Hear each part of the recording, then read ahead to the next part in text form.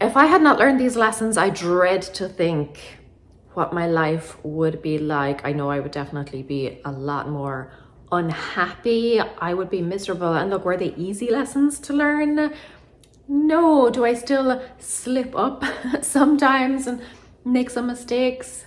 Yes. Am I probably going to learn lots more lessons along the way? Yes. But the reason I wanted to make this video is it's my birthday this week, and I'm kind of reflecting, as one does, on where I am in life, where I want to go in life, and kind of where I've been and all the lessons that I've learned. And I wanted to share these in case you are maybe still struggling with one of these, and this might just help give you a different perspective or help you let go of something that is weighing you down, so that you can, hey doggy, so that you can just be free of it. Set yourself free.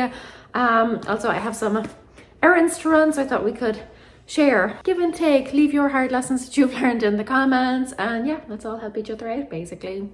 Let's go. Hi guys, it's Laura, and I help you live a simpler, happier, more spacious life. And the first hard lesson that I learned probably shows off a little bit of my Jekyll and Hyde character, but on the one hand, I am a people pleaser. I care what people think of me. I will kind of go out of my way to make sure that somebody likes me, which is silly. But on the other hand, I often do not care at all what people think of me. So that's kind of a delicate balancing act, and I'm still trying to figure out which situations apply to which things. Like, in which situations do I not care, and in which situations do I care very much. But the lesson I've learned along the way is that people will judge you no matter what you do. They will have their own perception of you. They will have their own opinions of you, and they might be entirely false. They might not be accurate at all, but there is just nothing or very little that you can do to change that. If somebody has a certain perception of you, you're probably not going to change that. And even if you act in such a way that you think will make people like you, as I have done in the past, there's always going to be somebody who just doesn't like what you do. You're better off doing what you want to do, just living your life the way you want to, because if you try and be perfect all the time, or you try and act in such a way that people will like you, it's just not going to work. Somebody will hate you. Somebody will think you are trying too hard. Somebody will think that you are, I don't know, like not humble enough, or maybe too humble. You just can't win. Like, people will think you either have too much, too little, that you like dress a certain way. Everyone just has their own opinions about things, and that's okay. When I finally accepted that no matter what I did, somebody would judge me for it, I just started doing the things that I wanted to do. Now look, am I out here like actively trying to piss people off? Generally no. But I've started to learn now that it's just not worth my time and effort doing something that I don't want to do just because I think it might make someone like me. And this actually, I learned this a lot moving here to the States, because people here, certainly in our area here in the Midwest, are very straight talking. If they don't want to do something, they will just say they don't want to do it. And I found that so refreshing, because now I feel a lot more able to say no if I don't want to do something, rather than saying yes because I think it will make that person like me, or I think it will make me seem cool or whatever. Now I feel a lot more comfortable just saying, that's not for me. I could fall all over myself trying to make someone else happy and trying to be this perfect version of what they want in a friend or a colleague or a spouse or a parent or whatever, and it's just never going to be enough. You cannot be perfect, but you can be perfectly yourself. Dita Von Teese has this great quote, and I shared it recently in an email newsletter, but it was saying, I'm probably paraphrasing here, but you could be the ripest, juiciest peach in the world, but there will still be somebody who does not like peaches. Just go be a peach. Find the people who like peaches. Forget about the ones who don't. And that ties nicely into the next very hard lesson I had to learn. But first, we're going to go to the charity shop because I definitely have not had donations sitting around for several weeks that I have been meaning to drop off. No, today's the day. We're getting it done. Let's go. Bonus little side lesson for you. Do not leave it too long until you actually donate the stuff that you say you're going to donate, because after enough time passes, you're going to start second guessing yourself and you're going to be thinking, maybe I'll just take a peek in these boxes. I can't remember what I put in them. Maybe I made a mistake. Maybe I don't want to get rid of something. You'll end up going through the stuff. Yeah, just don't do it. Anyway, the next big hard lesson that I learned was that people just don't care. They do not care as much as I do about things. Now, there's definitely an element of perfectionism in this, but also you have to remember that people live their own lives. They have their own problems. Like, they've got enough to be worrying about without worrying about what you're worrying about, if that makes sense. But in some ways, that's very liberating, particularly if you feel that you have done something embarrassing, or you've done something that you think somebody will be upset with you about, or generally you just done something that you wish somebody would forget about very quickly. People do, like, people move on from things, and if they don't, if like somebody is obsessed with what is going on in your life, that is their problem. Like, you have better things to be doing. I'm sure there are plenty of things that you have seen, observed, witnessed, felt, experienced years ago, months ago, weeks ago, maybe even days ago, maybe even yesterday, that you just don't remember anymore. Like, the amount of things that I look back on, maybe like an old photograph or something, or I find something like an old letter or a note or an old text message or email, or somebody will remind me of something, and I will think, wow, I had completely forgotten about that. Nobody cares as much as I do. Nobody is going to be as invested in my life as I am. Nobody is going to remember all of the things that I did. Obviously, I hopefully am making a conscious effort to be remembered for good things, be remembered for being a kind person, a good mother. But generally, I am a side character in other people's lives. Like, they are the main character of their lives. Like I said, they're worried about their own stuff. I am just like this maybe side plot at best. So that, yeah, that freed me up a lot to stop worrying about what other people think, stop ruminating. Nobody cares. Or if they do, they care for a very short amount of time, and then they move on with their own worries and concerns and embarrassments and upsets and all that sort of stuff. So yeah, do not be worried about that. Okay, next I have to drop off a package, and I think I actually left the package at the house. Oh, I did. I put it down while I was getting the shopping bags and I left it at the house. Okay, hold please while I zip back to the house. Fool that I am. Listen, after you watch this video, you're going to completely forget that I did that foolish thing. So technically proving my point, yes, this was all intentional, totally intentional. Let me go get this package and come back.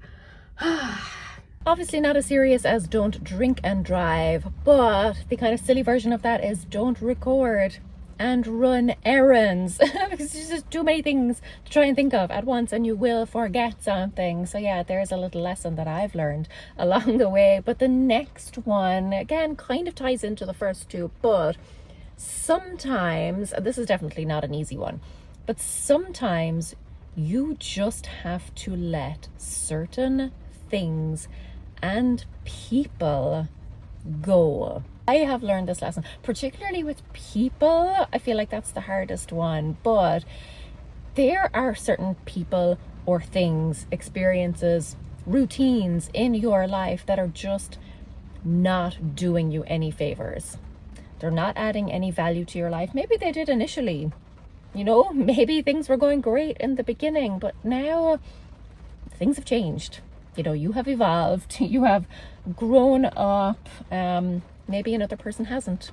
Or maybe, when you were in a certain time in your life, that person suited that time and now they just don't. Or maybe you were doing a certain thing and it was working out really well for you for a time, and now it just doesn't anymore because, like I said, things change.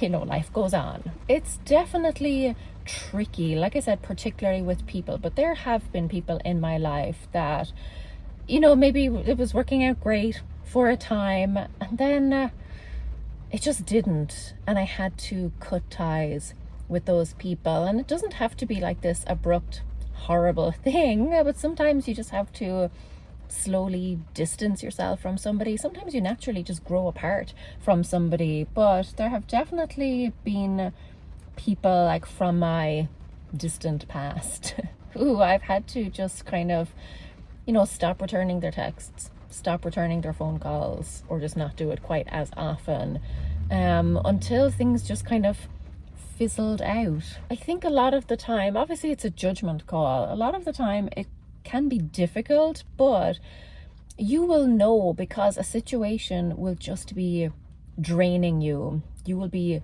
dreading it. Like if it's a person, you will be dreading having to meet up with them. You'll be dreading having to speak to them on the phone. If it's a particular situation or routine or habit or something, you will just be dreading it and you will be exhausted by it. And it just, it's not always easy to spot in the beginning because obviously everyone goes through ups and downs. You're always going to hit snags along the road, and sometimes you have to just kind of like push through and get through the tough parts. But you get to a stage where you realize actually now the negative is far outweighing the positive. There's this term called sunk cost fallacy, where we're more likely to kind of continue on with something and convince ourselves that it's the right thing to do because we have already invested so much money, time, energy, effort into it. It's generally kind of like a business term where, you invest in something and it doesn't quite work out how you planned, but you kind of keep going because you're like, well, I've already invested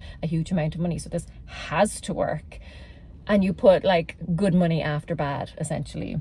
But the same is true for relationships and for all sorts of different things. Sometimes just because you have invested a lot of time and money and effort and energy into something, just because you have put a lot of your heart and soul into it, just because you have given of yourself, if you're not getting that payment back, and like obviously not everything has to be like a tit for tat exchange, but yourself, like if you are giving and over a long period of time are getting absolutely nothing in return, and sometimes worse than nothing, then it's time to just cut your losses. Like I said, don't throw good money after bad. Don't invest more time and energy into something that is not proving fruitful or rewarding for you. The second you cut ties, the weight has been lifted. You are liberated. You are free to move on with your life and to just close out that chapter, start a new one, unburdened. It is so freeing. And if you're worried, again, what people will think of you or whatever, remember, they don't care. They'll move on with their lives too. Sometimes people are great, when you're down, because they can be there to pick you up, or you make them feel good about themselves because your life is worse than theirs, or whatever. Sometimes people are just drawn to drama, or something that makes them feel better, and in the moment you can feel like, wow, this person's being a really good friend because they're there for me. But as soon as things start going well for you, they're either not around or they're still trying to bring you down because they want to bring you back down to that level where they can swoop in and be the hero or the savior or whatever. That's not always the case, obviously, but and like I said, it could just be a situation. It could be a habit or routine that you've got yourself into, but now you're a different person, and it's just those habits and routines not serving you anymore. Pay attention to what energizes you and what drains and exhausts you. Try and eliminate or at least limit the latter. And now, assuming I haven't forgot anything else, it's time to go do some grocery shopping. The next hard lesson I had to learn, this probably had the biggest impact on my mental health, for the better. It was that there is no right time to do something. You just have to create your own opportunities. You just have to go out there and do the thing that you want to do, even if you're not sure that you're ready, even if circumstances aren't perfect, even if, you know, you don't think that you can do it. You just have to go do it. This happened to me. I was working in a job many, many moons ago and kind of wanted to leave, was gearing up to leave. Like, I liked the job and everything, but it was just time to move on. But I kept thinking, you know, I'll just wait until the summer holidays are over. You know, I'll save up some money, go somewhere nice for the summer.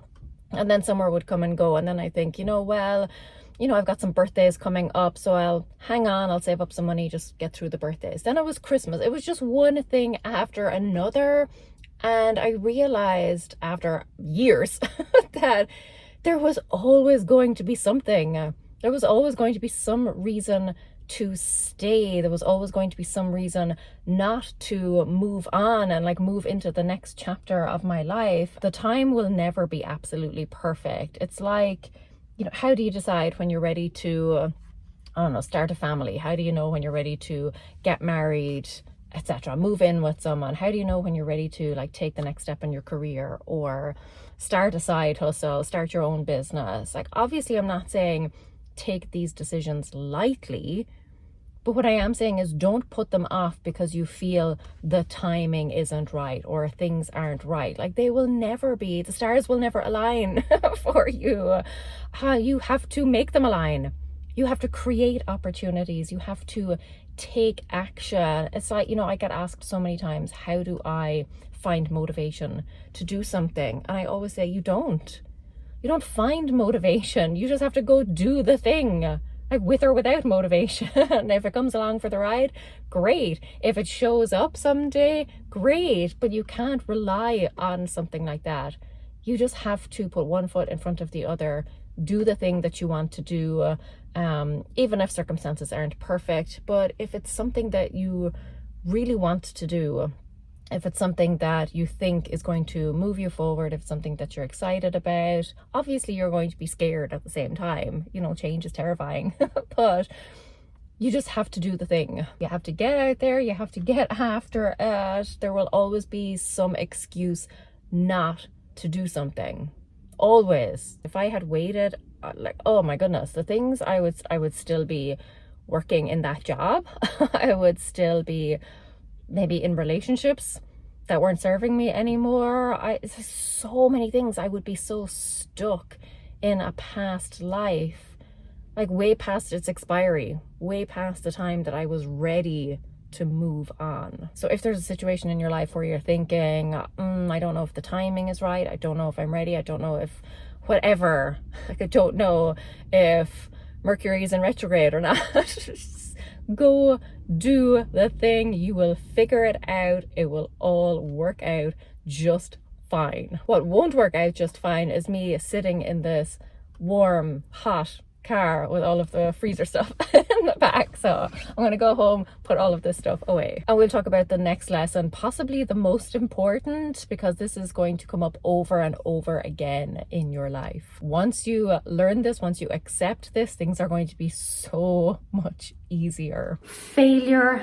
is inevitable. Change is inevitable. Nothing is ever going to work out swimmingly, perfectly, or even if it does, it's not going to stay that way forever, and that's okay. If this video has taught us anything, it's that we will learn a lot of lessons along the way, and sometimes we have to learn those in order to like level up or move on to the next stage or just live a better, happier, more carefree life. Not everything is going to be handed into your lap, and sometimes you have to kind of come up against obstacles, or you have to fall a few times to learn how to pick yourself back up. It's the same way, like, you know, when you're working out, not that I would know much about that, but when you are working out, you're basically tearing your muscles down in order to make them stronger. We face challenges and upsets and things like that so that we know how to deal with them